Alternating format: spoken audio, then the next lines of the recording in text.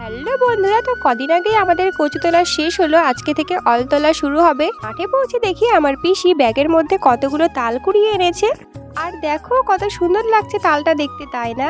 আজকে এই তাল দিয়ে তালের বড়া বানানো হবে। যে যে খেতে চাও আমাদের বাড়িতে চলে এসো।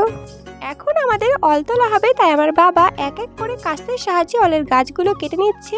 গাছগুলো কেটে সরিয়ে নিয়ে তারপর অলের সাইডে যে মাটি থাকে সেই মাটিগুলো সরিয়ে নিয়ে তারপর কোদালের সাহায্যে অল তোলা হচ্ছে। আমার বাবা এদিকে অল তুলছিল আর আমি অলের গায়ে যে কাদা শিকড় লেগে থাকে সেগুলোকে হালকা করে ছুলে নিচ্ছিলাম। না ছুলে নিলে অল ধুতে অসুবিধা হবে, ধোয়া যাবে না।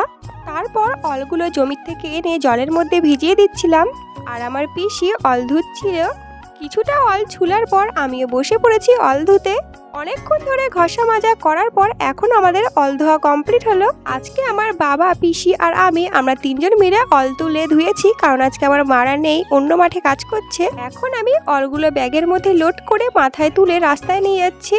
আজকে আমাদের বেশি অল তোলা হয়নি, কারণ আমার মা বৌদি কেউই আসেনি, তাই আমরা তিনজন মিলে এই কয়েকটাই অল তুলেছি। তো এই 2 ব্যাগ অল তোলা হয়েছে আর কয়েকটা তাল ছিল সেগুলো দিয়ে দেওয়া হয়েছে, কারণ সব তাল তো খেতে পারবো না, তাই একটা রেখে বাদ বাকি সব দিয়ে দেওয়া হয়েছে। তো ভিডিওটা এই পর্যন্তই, টাটা।